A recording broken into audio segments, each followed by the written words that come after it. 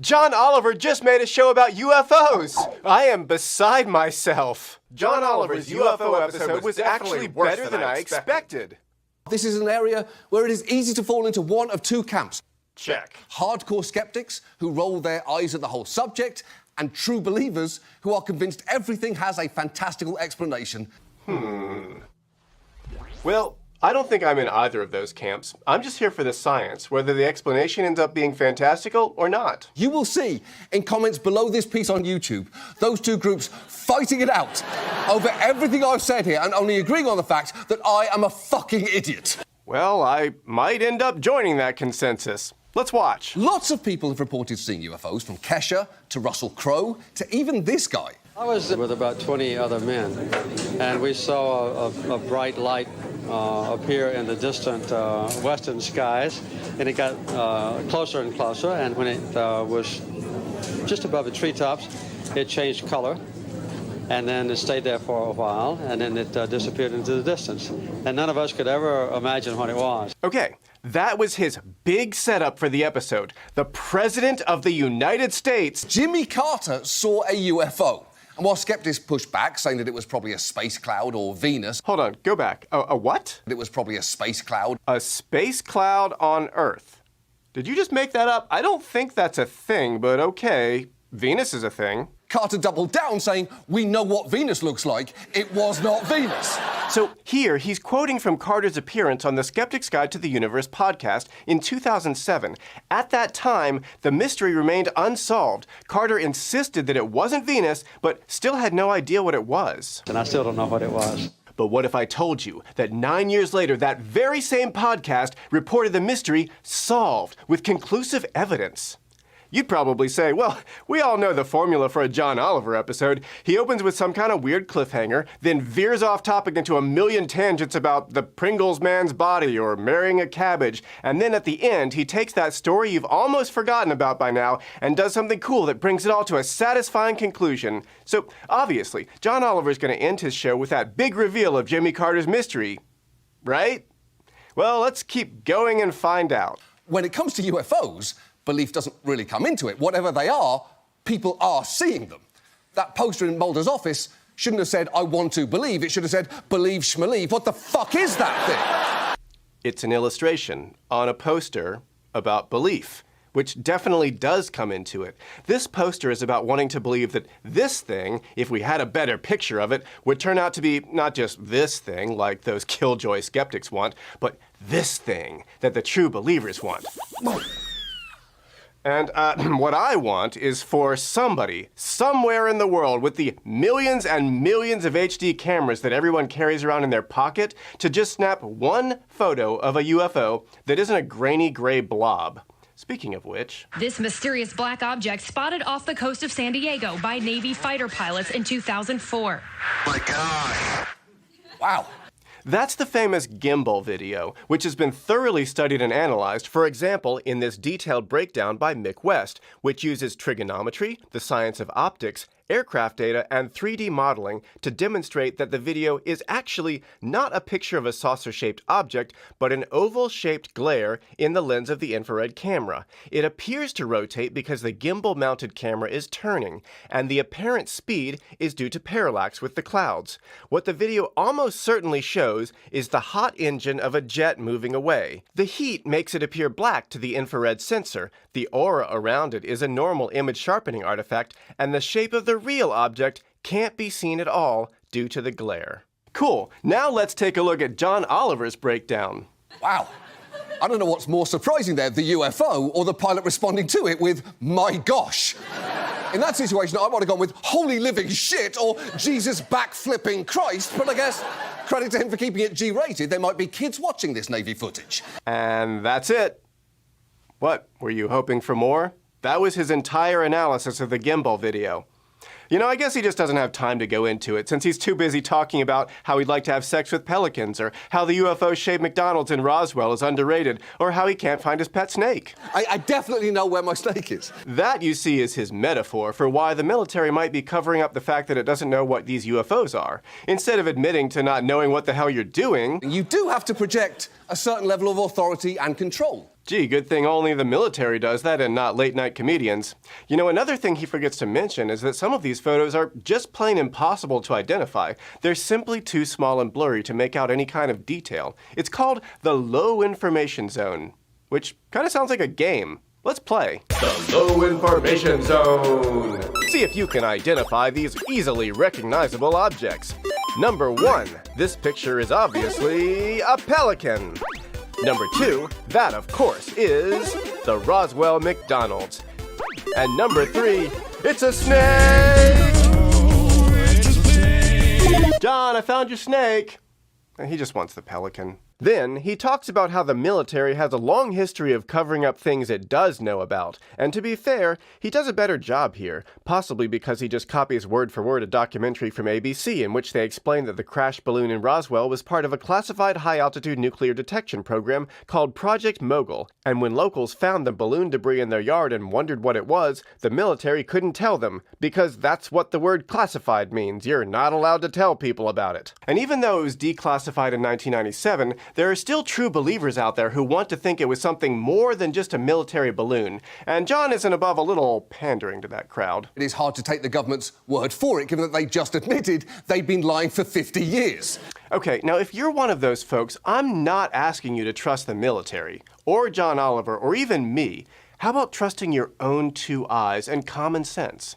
If you look past the hype and the merchandising and the fast food cash grabs, go back to the source. Here are the original photos of the Roswell crash and the first-hand account of the original person who discovered it. He described what he found as, quote, tinfoil, paper, tape, and sticks. And ask yourself, is that really the makings of an intergalactic spaceship? Next, he goes through the history of military investigations, Project Sign, Project Grudge, and Project Blue Book. And then he talks about the University of Colorado UFO Project, aka the Condon Committee, led by physicist Edward Condon. But even while it was underway, there were signs that it wasn't exactly being conducted in a spirit of free inquiry. What? How so? The committee was a multidisciplinary group of scientists all selected because they had no preconceived opinions about UFOs. Anyone biased one way or the other was not allowed on the committee. They spent 2 years investigating thousands of UFO sightings and openly shared their results. How is that not free inquiry? Condon was a respected scientist, but was hardly impartial about UFOs. Before the study even began, he said in a speech, "There's nothing to it." He later wrote the authors of UFO books should be horsewhipped. The scientific method doesn't go 1, hypothesis, 2, horsewhip anyone who disagrees with you, 3, conclusion. You're thinking of religion. Okay, it's a funny joke. Except, John's news source got their facts wrong, and his diligent fact-checkers missed it. First of all, 1967 was after the study began in '66, so if Condon was impartial going into the project, he certainly started to form opinions after sifting through all those UFO reports. Which brings us to the second quote, which isn't a quote at all. I know this because I had to pay $30 for a copy of the original article. It turns out research isn't cheap, so if you enjoy this show, please subscribe and click the like button. It's free and it really helps. And if you do have a spare dollar or two, please consider supporting me on Patreon so I can continue obsessively paying for stuff like this to share with you. UFOs I Have Loved and Lost, in which Condon reflects on his adventures aboard the committee. He describes his initial enthusiasm that finding extraterrestrials would be an epic discovery that he would be quite happy to make. Then came the disappointment as his evidence that they were looking for just couldn't be found. Like any good scientist, he set up a control group. People who saw identified flying objects, such as the atmospheric re-entry of the Zond 4 rocket, which was observed by hundreds of people on March 3, 1968. Some of whom didn't know what it was and reported it as a UFO. In comparing these reports, he found there is an extraordinary disagreement among the descriptions of what was seen by different observers of the same event. Yeah, kind of a problem. At least most eyewitnesses are just making honest mistakes, but he also encountered a different type of person, and this is where he started to lose his cool. Here's just one example. I was visited several times by a man who claimed to be an agent for the third universe. The nice man explained that we're in the first universe and the second is inhabited by beings that resemble polar bears. The third universe was offering to teach us how to build interstellar flying saucers for the low price of $3 billion with a modest down payment of only $3,000 by direct deposit, please. I don't know why an advanced alien civilization would need US dollars or have a bank account in Colorado, but these are the sorts of con artists Condon and his committee had to deal with on a regular basis, and that's who he wanted to horsewhip. Not anyone who disagrees with him, but anyone who sold lies and scammed others for money. And the actual quote is that they should, on being found guilty, be publicly horsewhipped and forever banned from further activity in these usually honorable professions. Truth and children's minds are too precious for us to allow them to be abused by charlatans. So, I don't know the guy personally and whether he literally meant horsewhip scammers or if that was just his way of saying that he was pissed off with them. But his point was that the public's scientific literacy is low, charlatans and pseudoscientists are making things worse and should be stopped because we need better quality education to teach children the scientific method. The real one. He was advocating for the opposite of that. Other scientists at the time, including Carl Sagan, pushed back on the tone of Condon's report. Okay, citation? Quote? What exactly did Carl Sagan say to criticize the report? Because he certainly agreed with its scientific conclusions. And I think it's really too bad that this was the one and only mention Carl Sagan got in a show about UFOs, because he wrote probably the best book I've ever seen on the subject. In this book, he recalls a childhood reading all the tabloid stories about flying saucers and alien abductions so that when he went to college, he was already a true believer. He decided to study astronomy so that he could prove the existence of extraterrestrial visitors. But when he subjected his beliefs to the scientific method, he was disappointed. He writes, after misapprehended natural events and hoaxes and psychological aberrations are removed from the dataset, is there any residue of very credible but extremely bizarre cases, especially ones supported by physical evidence? Is there a signal hiding in all that noise? In my view, no signal has been detected. There are reliably reported cases that are unexotic and exotic cases that are unreliable. There are no cases, despite well over 1 million UFO reports since 1947, in which something so strange that it could only be an extraterrestrial spacecraft is reported so reliably that misapprehension, hoax, or hallucination can be reliably excluded. There's still part of me that says, too bad.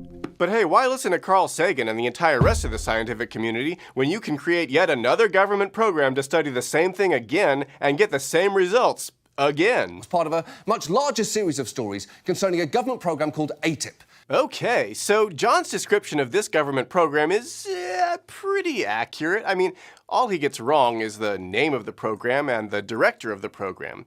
Also, he leaves out the name of the place, the researchers, the source of funding, he gets the timeline backwards. Okay, just a few things. But he was probably pressed for time. I mean, he only spends 3 minutes covering this program. But just for fun, let's see if I can take that same 3 minutes and actually tell you the whole story.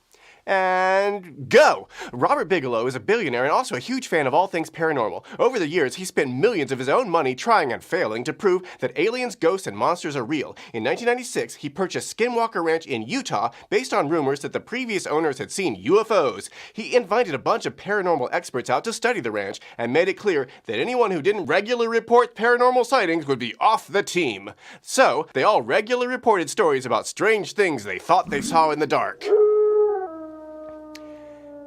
He also offered a cash prize to anyone with hard evidence, and that money went unclaimed.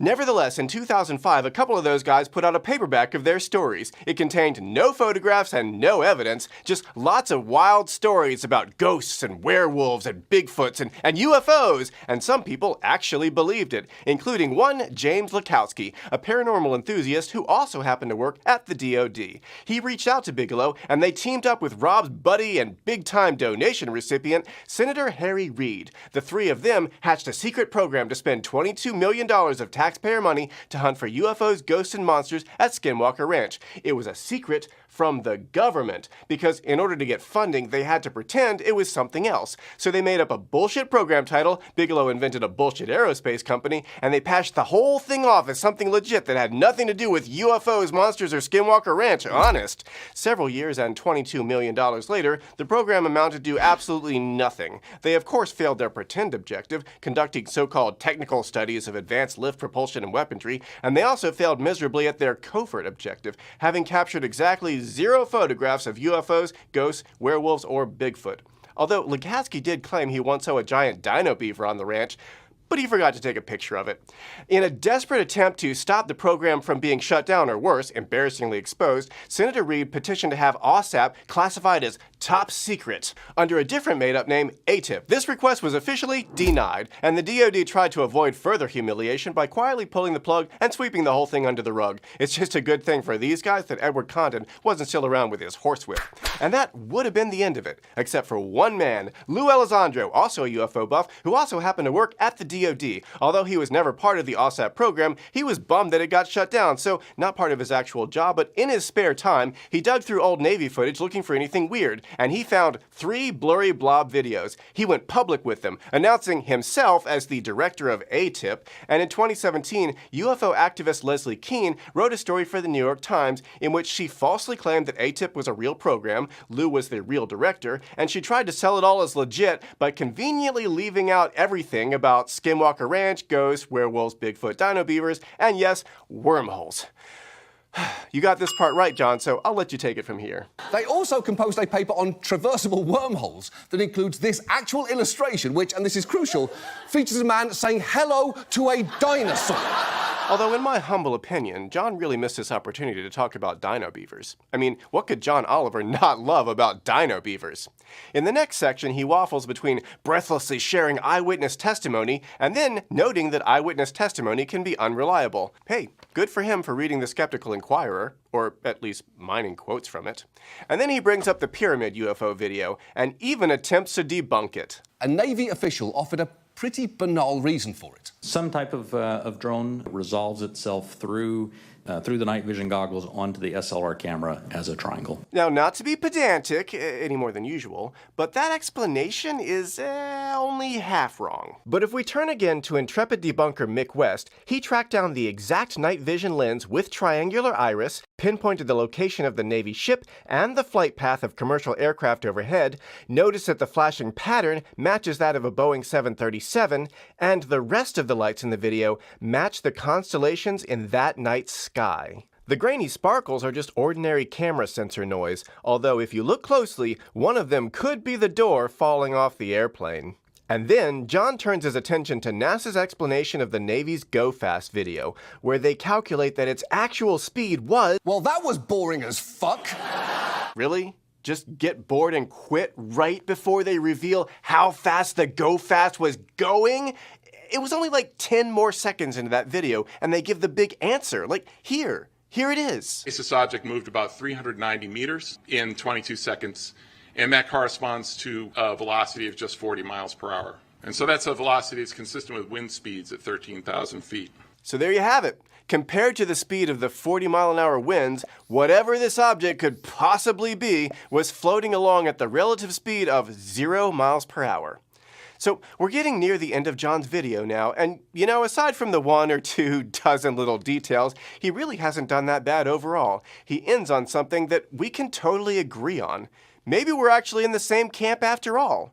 So, remember Jimmy Carter's UFO? And I still don't know what it was. Well, now John is finally getting back to these big unanswered questions. Are we alone in the universe?